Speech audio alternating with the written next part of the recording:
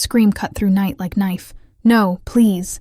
Wheelchair slid across stone floor, screeching against wet marble. Lillian, 6 years old, white dress clinging to thin body, extended hands desperately. Tearful eyes only reflected cruel gleam of illuminated pool.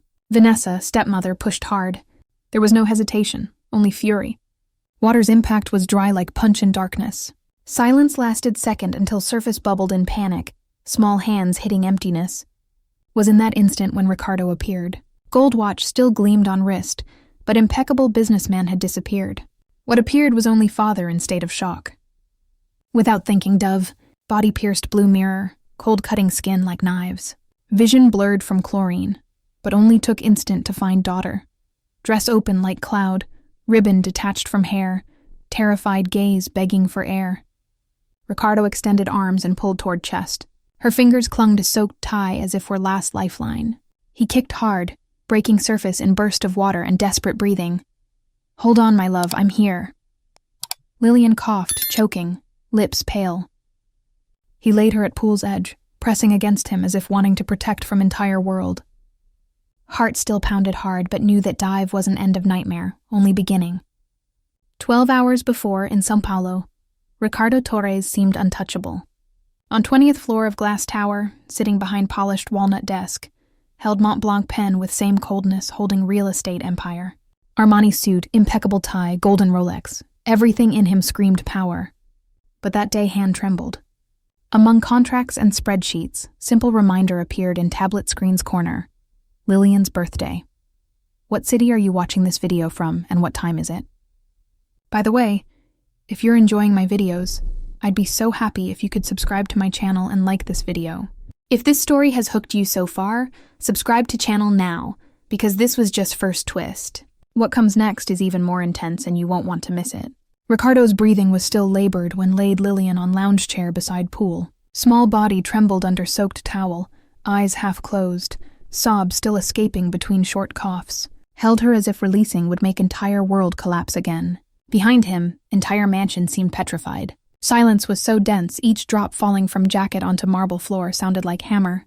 Was then when voice cut air, thin and wavering. You misunderstood. Ricardo turned. Vanessa stood few meters away, red dress clinging to body, hands trembling but eyes still with that defiant gleam. Lipstick intact, face slightly blurred by sweat. Didn't mean to. Was accident. Voice slid between fear and manipulation. Just lost control for second. Ricardo's response resonated louder than any scream. Saw with my own eyes. Lifted daughter in arms and headed toward door. Vanessa retreated, but venom still vibrated in voice. Never understood, Ricardo. While she exists, you'll never be mine. Chest contracted but didn't respond. Simply entered with Lillian, ignoring storm forming behind. Inside mansion. Air seemed more suffocating than pool water. Employees whispered in corners, but one look from boss brought back silence. Carvalho, butler, ran with blankets and ordered child's room prepared. Ricardo laid her on bed, covered carefully, and sat beside. Daughter's pale face still seemed to reflect pool's blue bottom. When she opened eyes and looked at him, almost inaudible phrase broke soul. Dad. She said Mom died because of me. Ricardo swallowed, feeling floor escaping. Tried to speak but throat closed. Only hugged her, letting tears mix with hers. Minutes later, Carvalho reappeared at door, face serious but disciplined. Sir, security guards already accompanying Mrs. Vanessa to rooms. Want them to prepare bags? Ricardo didn't hesitate. All of them. Tonight. She'll never set foot in this house again. Butler bowed head, aware order would forever change Torres' house. But Ricardo knew expelling Vanessa was just beginning. Something deeper had awakened. Dawn. When mansion finally submerged in silence, he remained sitting beside daughter's bed. Soaked teddy bear rested between them like silent guardian. Lillian, already drowsy, murmured, "Thought you were also going to abandon me." Ricardo closed eyes hard, as if guilt pierced in waves. Brought face close and whispered firmly, "Never again." Was in that instant when heard it, 3 soft knocks on window. Wasn't wind, wasn't coincidence, were rhythmic knocks, as if someone from outside wanted to announce presence. Ricardo jumped up and ran to window. Nothing. only garden illuminated by automatic lights. But sensation invaded. Someone had been there. On ground, beside wall, object caught attention. Brown envelope, heavy, carefully deposited. Picked it up. Hands trembled even before opening. Inside, series of photographs, all of Lillian, all taken from distance without her realizing. Some in garden, others at bedroom window, one even at physical therapy school door. At bottom, torn sheets scribbled with red ink. Don't think she's safe. Ricardo's heart raced. Shiver ran down spine.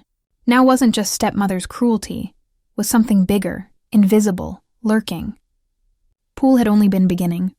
Looked at daughter, asleep and fragile in bed, and understood faced war hadn't chosen but couldn't flee from. Incident was clear. Daughter wasn't just in danger inside own house. There were eyes outside, shadows watching, waiting for opportunity. And for first time in many years, Ricardo didn't think about figures, contracts, or reputation, only about promise now burning like fire. Protect Lillian at any cost. Next morning brought no relief. Sun rose heavily over Salvador, but inside mansion breathed atmosphere of vigil. Ricardo hadn't slept at all. Remained entire night beside daughter's bed, listening to labored breathing, watching each movement. Envelope with photos and notes still rested on desk like open wound.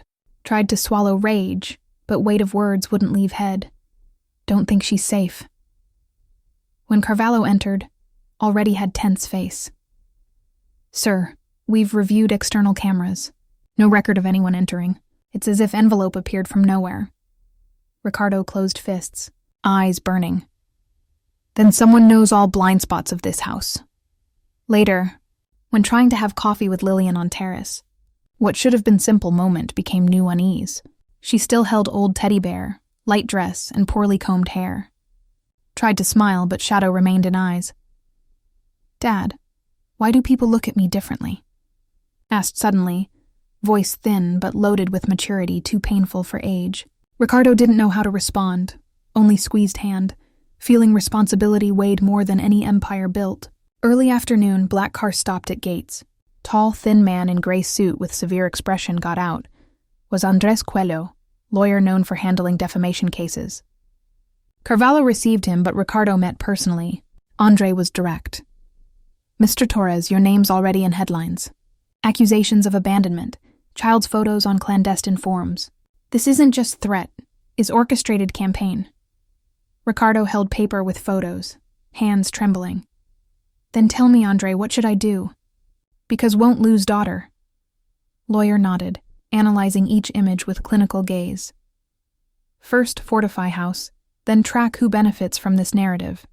Someone wants to destroy you through her. But threat moved faster than any defense plan. Hours later, while Lillian tried to play with puzzle on living room floor, Carvalho hurriedly brought tablet. Screen showed sensationalist news website. Millionaire exposes disabled daughter to clean own image. Photos of child in wheelchair, distorted, accompanied by cruel texts. Ricardo felt blood rush to head. Sound of Lillian's laughter in background made scene even more unbearable. Turned off screen suddenly, but was already too late. Child had already noticed. Dad, are they talking about me? Frightened gaze broke Ricardo's heart. Knelt and took in arms. Don't listen to any of that, my love. You've done nothing wrong, nothing. But inside, guilt was suffocating not. Amid that storm, someone unexpected appeared. Daniel Noguera, old college friend, showed up unannounced. Unlike Ricardo, Daniel was simple in manners, no expensive watches or pressed suits, only coffee cup in hands and raw courage in voice. Have to wake up, Ricardo. This no longer business, not image, is your daughter's life. Ricardo bit lips, exhausted. I know, Daniel. But what if I'm not strong enough? What if I fail again?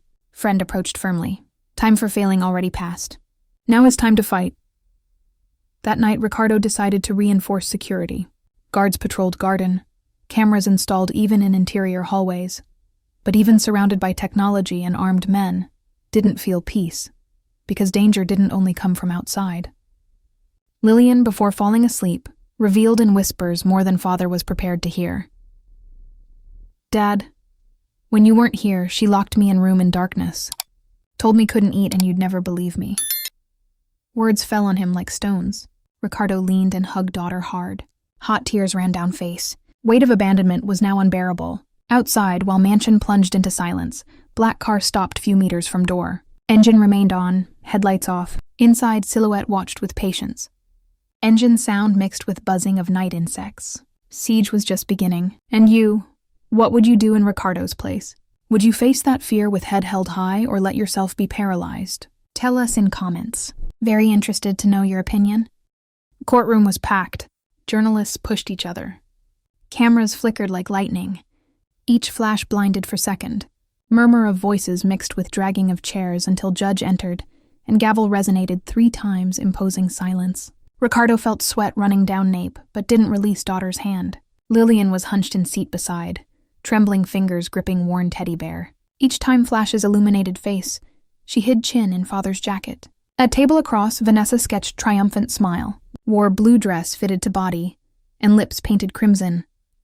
But eyes transmitted poisonous certainty. Beside her, lawyer Tomas Graziano, soft voice and cold gaze, prepared next move. Trial continued with witnesses. Physical therapist described old marks on child's arms. Butler Carvalho confessed with trembling voice had been accomplice to silence. Neighbor recounted hearing screams night after night. Courtroom stirred. Indignant murmurs pierced heavy air. Then Tomas stood. Atmosphere changed. Walked slowly to giant screen. Connected laptop and voice sounded with false serenity. Your Honor, so far we've only heard accounts loaded with emotion, but emotion isn't proof. Allow me to show objective evidence. Screen turned on. Distorted video appeared. Ricardo in office, voice harsh and face contorted. Quick cuts showed Lillian hunched, eyes tearful. Editing made appear he was shouting at daughter, intimidating her. Public reacted with shock. Some covered mouths, others raised mobile phones to record. Lillian squeezed father's arm hard. Not true. Dad never does that, sobbed. Ricardo jumped up, blood pulsing at temples. This video is fraud! Judge asked for order, but chaos already installed. Vanessa leaned toward Tomas with wide smile. Knew if that lie was believed, he'd lose everything. Daughter's custody, name, perhaps even own sanity. But Andre Coelho, Ricardo's lawyer, remained calm. Stood slowly, placed USB drive on judge's table, and spoke with firm voice. Your Honor, defense has original recording from resident security cameras. No cuts, no manipulation. Request it be shown immediately. Sepulchral silence took over room. Technician connected device. Machine's hum seemed deafening. Everyone held breath. On screen appeared pool night. Water's reflection trembling under lights. Wheelchair sliding. Lillian's crying clear, each word like stab. Please, I'm scared. And then, without cuts, without tricks, raw truth. Vanessa pushing chair with brutality. Water's impact, child's muffled scream, and shortly after, Ricardo's desperate dive, plunging in suit and tie. Entire courtroom remained in shock. Woman in audience began crying aloud. Reporter dropped camera to floor. Judge raised eyebrows but maintained composure, striking gavel to contain agitation. Ricardo felt body trembling, but this time wasn't from fear. Looked at daughter and saw different tears gleaming in eyes. Not terror, but relief. Lillian pressed bare against chest and whispered between sobs. They saw it, Dad. Now they believe.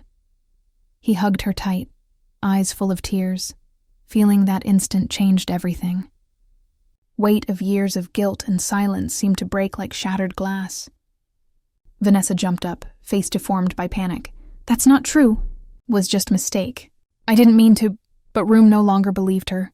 Gazes before divided now were knives against her. Tomas tried to argue, speaking about technical manipulation, but voice came out weak, lost in chorus of indignation resonating in space. Judge struck gavel again, but this time nobody wanted silence. Everyone knew. Twist had occurred. Ricardo closed eyes for second, hand on daughter's wet hair. Felt from that moment would never be same again. If this moment moved you as much as me, leave your like now. Shows you're also feeling this twist. Noise in courtroom took time to dissipate. Even after judge closed session, voices remained in air like heavy echo, mix of indignation and relief. Journalists still tried to capture images, but room emptied little by little, each step leaving behind smell of old paper and tension. Ricardo didn't stand immediately. Remained sitting, hand firm on Lillian's. Gaze was lost, as if still seeing Poole's reflection on screen. Breathing was short, and silence between father and daughter said more than any word. Lillian was who broke silence. Turned toward him slowly, eyes still reddened and rested forehead on father's arm. Teddy bear slipped from hands and fell to floor without her noticing. "They believed it, Dad," murmured almost as if still doubting. Ricardo closed eyes and released sigh carrying years of weight. "Yes, my girl. They saw it. Now nobody can deny what you went through." But inside knew proving truth didn't erase scars. At courtroom exit, flashes exploded like thunder. Ricardo lifted Lillian in arms to protect from harassment. Felt her arms wrapping around neck like someone fearing to be torn away any moment. Guards opened way to car and door closed, muffling chaos outside. Silence inside vehicle was suffocating. Only engine sound filled space. Lillian rested head on shoulder, eyes half closed. Ricardo observed with mix of tenderness and guilt. Each strand of hair stuck to forehead, each tremor of small body seemed cruel reminder of how absent had been. Picked up Bear from car floor and put back in daughter's arms. She pressed toy against chest without opening eyes, but lighter sigh escaped lips. Back at mansion, atmosphere was of collective exhaustion. Employees walked in silence, avoiding any unnecessary noise. Carvalho brought hot tea and left discreetly on center table, but Ricardo didn't touch it. Remained standing before window, looking at illuminated garden. For a moment had sensation of seeing shadow near wall, but blinked and there was nothing. Still, distrust burned inside. Didn't matter victory in court. Something in him said battle was far from over. Behind heard small footsteps. Lillian came through room dragging Bear on floor. Stopped near him, raised eyes and said with simplicity, hurting more than any accusation, "Just wanted you to stay with me, Dad." Phrase pierced like knife. Crouched, pulled close and for few seconds couldn't speak, only hugged, feeling heart beating unevenly. "Now I'll stay," whispered like promise couldn't break. That night Ricardo didn't retire to office as had done for years. Sat on daughter's bed edge, following each breath. Lillian fell asleep hugging Bear, but even sleeping seemed to grip father's hand tightly, as if fearing would disappear again. Hours passed. Outside, city plunged into silence, but inside house each shadow seemed to bring threat. Ricardo remained motionless, eyes open in darkness, understanding life would never return to before. Gold watch still gleamed on wrist, but for first time had no value. Removed it, left on nightstand, and remained only with free hand, intertwined with Lillian's. Dawn brought thin rain. Drops hit glass, sliding in crooked lines as if washing remains of horror day. Ricardo watched drops with heavy but firm heart. Pain remained there, but also was new thread of certainty. Was no longer alone, and daughter needed him more than any empire or victory. Past couldn't be erased, but future could still be protected. If this part has truly moved you, you can support our channel with super thanks or subscribe now, if haven't yet. This gesture gives us strength to keep bringing stories as intense as this. Mornings acquired different sound. Was no longer dry clinking of clock marking objectives, but light squeak of chair wheels crossing hallway, followed by brief laugh not existing before. House that for years was stage of hurried steps and closed doors, now had open doors. Passing wind. Smell of warm bread, pleasant silence. Ricardo learned to recognize that silence, one not weighing, only existing when two people are present without fear. Sits at table with Lillian, cuts fruit in crooked cubes she reorganizes in perfect rows. Teaches her chess and fails, move on purpose just to see Victoria's smile with tower between fingers. Sometimes she asks him to let try pushing wheels alone in courtyard, and he watches closely, ready to hold, but doesn't.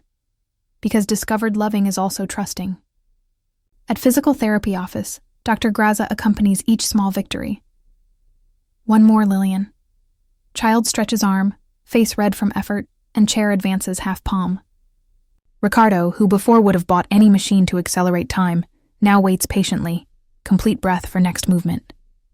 Old watch remains kept in drawer. When hand finds daughter's, no needle seems necessary. Pool that was abyss became promise. On warm afternoon, golden reflection splashes Lillian's face. She extends arm and touches water with fingertips. Doesn't shrink, doesn't ask to leave. Father is beside, and that's enough. Butterfly lands on stainless steel railing, opens and closes wings calmly, as if giving permission for life to happen there again. Outside world hasn't become perfect. Headlines erase slowly like ink washed by rain. There are those still pointing, still distrusting, preferring not to ask forgiveness. Doesn't matter. Not all truth imposes overnight. Black car hasn't returned. Security remains discreet. Sometimes Ricardo wakes startled, hearing noise in garden, approaches window and finds nothing. Breathes, returns to bedroom and rests head on daughter's bed just to listen. Her heart beats at rhythm he's learning by memory. In office, contracts remain on table but aren't most important. Ricardo wrote simple email to company, "I stay, but only after 10. By 10 already took Lillian to physical therapy. Already had ice cream with her in almond tree's shade. Already laughed at own failure, attempting 2 braids invariably ending in funny knot. Empire remained on margins. Life moved to center. Weeks turned into months. House that once seemed fortress of isolation slowly transformed. Windows that before only let in cold light now opened to morning breeze. Rooms echoing with heavy silence began filling with small conversations, hesitant laughs, sounds of normalcy. Lillian continued therapy sessions. What before were obligation became space of genuine progress. Physical therapist Dr. Graza visited house twice week. Brought exercises, patience, and warm smile, reminding Lillian not all adults were threats. Together worked through recovery. Nothing rushed, nothing forced. Just healing for sake of healing. Ricardo changed too. Man who before hid behind contracts and business trips now organized schedule around daughter. Learned to prepare pancakes way Lillian liked, with honey and strawberries. Learned to listen to silences, understand gestures, read emotions in daughter's eyes. Learned being father meant being present in small moments, tying shoelaces, braiding hair, sitting on floor to play with dolls. One afternoon, several months after that terrible night, they had visitor. Daniel Noguera, old college friend, came for coffee. Had become trusted friend, someone Lillian felt safe around. They shared meal, stories, gentle laughter. House that once knew only tension now hosted warmth. After coffee, Daniel asked Lillian to show drawings. Lillian looked at father, seeking permission, reassurance. He nodded encouragingly. She wheeled to room and returned with stack of papers. Colorful drawings of flowers, rainbows, and always, 2 figures holding hands. Daniel had tears in eyes. "She's healing," whispered to Ricardo. "Can see it in art. Fear is fading, hope is growing." Ricardo's chest swelled with emotion. And Lillian, for first time in so long, felt something she'd almost forgotten. Felt worthy. Felt loved. Felt whole. As guests left and evening settled, Ricardo helped Lillian prepare for bed. Routine they'd developed over months. Comfortable. Filled with small moments of connection. "Dad?" Lillian said as he tucked blanket around her. "Yes, sweetheart? Thank you for jumping in water." Ricardo felt throat tighten. Knelt beside bed, took her hand. "Would jump 1,000 times, my love. You're everything to me." "You're everything to me too, Dad." He kissed her forehead. "Love you so much. We'll spend rest of life making up for time I wasn't there. You're here now. That's enough." On windy afternoon, Lillian asks him to read story. "Your turn today, Dad." Starts slowly, stumbles online, invents another. Child leans on shoulder and closes eyes. When falls asleep, still holds teddy bear. Now clean and with new stitching done by himself. Fabric scar remained visible, like all scars. These are. And fine for it to show. His proof no longer breaks. In courtroom remained he before. In living room was born after. Ricardo, who already measured own life by gains and losses, now measures by presences and absences. Between one and other, chose to stay. Not because world demanded, but because understood what has no price is precisely what sustains everything having value. Moral in low voice, not loud.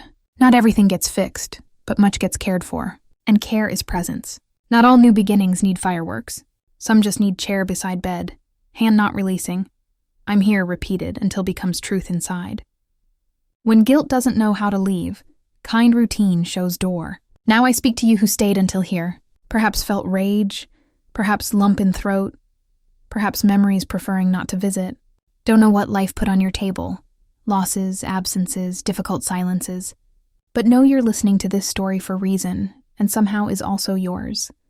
Because everyone understands what it is to fear losing what loves. Everyone understands what it is to want at least once someone to look calmly and listen without hurry. If today you need place where simply to be, let this corner be bit of that. If carry scar outside or inside, let it remind not what ended but what was possible to start again. And if you know Lillian or Ricardo, let your simple gesture be bridge. Visit, message, I'm here. Thank you for watching until end. Sometimes hurts to tell stories like this, but they can open windows where before only were closed doors. If this story reached you somehow, I invite you to watch next channel video too. Continues this conversation with same care. Perhaps brings what you need to hear today or what another person needs you to share. You're not alone. We continue together one chapter at a time. And when night becomes heavy, remember, light doesn't always arrive with noise. Sometimes enters slowly through window in moment you decide to stay.